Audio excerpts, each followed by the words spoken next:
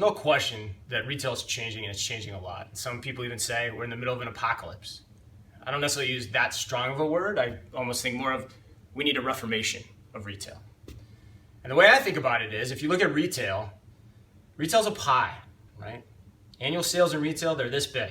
And every year they're gonna grow 1, 2, 3% a year. So the real question is, what's gonna happen inside of that pie?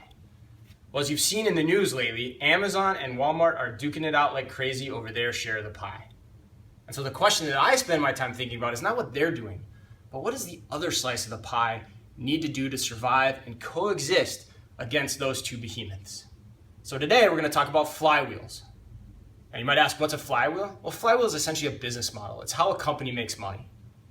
Now, Amazon and even Walmart now, for the most part, are competing essentially with a very similar flywheel. And if you haven't seen it, I encourage you to Google it on Amazon, or Google it. Just look up Amazon's flywheel. Here's an idea of what that looks like. It's a real simple model, brilliantly powerful in its simplicity. You fund growth, that's the goal, and it's predicated upon selection. Selection of products, the everything store drives a customer experience, which brings traffic. That interests more sellers to be on their platforms, which creates an even larger selection, and the cycle continues.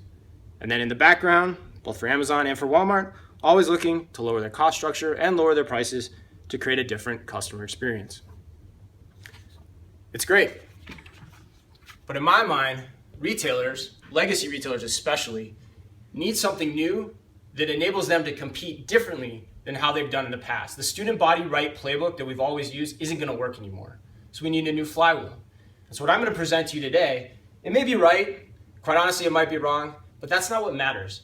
What Omni talks about is putting things out there for us to think about, for us to be curious about. And so I hope in what I share with you today, it at least genders some thought about a different way of thinking about retail. So in my opinion, the new flywheel of retail, growth isn't the right outcome. It's too simplistic. And quite frankly, sometimes I worry that the growth goal for Amazon is just a pyramid scheme and none of us have caught on to it yet. So in my mind, the real goal, growth's a part of it, sure, by the form of sales and profit.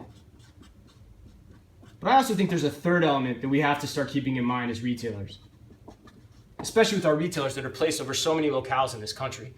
And that's the impact we're having on our communities. Are we creating jobs? Are we taking our sales and our profits and investing them back in the community? Nothing drives me more crazy than when I hear a retailer think they had a successful year and they had to lay people off in their headquarters or out in their stores. That to me is not the definition of success. We need to be actively making impacts in the community. So with that overall as the goal, the new flywheel of retail to coexist with Amazon and Walmart is not selection. It's actually data. Now, how many legacy retailers have you ever heard say that the number one most important thing for them to think about is data? I can't think of a single one. But I'll get to it more in a second. But data is single-handedly the most important thing. With technology at our fingertips now, we can get an understanding of data more so than we ever have in the past. And with that understanding of data, we can create, and here's the key word, new omni-channel product experiences. And if you've read Omni Talk in the past, by that I mean product with a big P, not a small p. Okay? Omnichannel product experiences can be things like your e-commerce portal, that's a simple one. But really your store, not the products on your shelf, but the store itself as a product. And the marriage of both e-commerce and online thought together, where technology is a material that runs through both of them, and is never thought of as a layer within those two experiences. Now, if you do that well, that will engender traffic.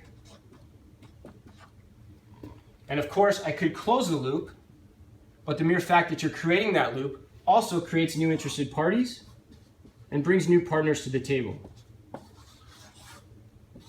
An example of that, which I've written about recently, would be a partner like a firm. Or in a physical space, think about something like a Craigslist. Or my personal favorite, even Tinder. Where do you go meet a date? A physical store could do that. But those types of partnerships will come to the table and start to share and commingle data. And that data will make our understanding of the customer even stronger than it's ever been, creating a whole nother set of new products and experiences that people can enjoy and remember. And that cycle will continue. Now, of course, in the background, similarly, you have cost structure and pricing working to put fuel on the fire of those experiences. But at its core, data is what it's all about, so let's focus there.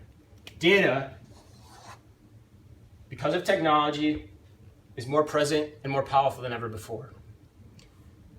Because of advances in things like cloud POS, location technology, things of that nature, we can now start to think about our stores as products or create stores that act and behave more like a multiplayer video game.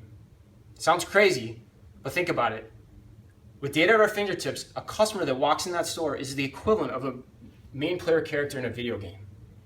And everything around that customer that happens, the experiences in the store, the products, the fixtures on the shelves, the sales associates, all of that acts as a non-player character in that same game.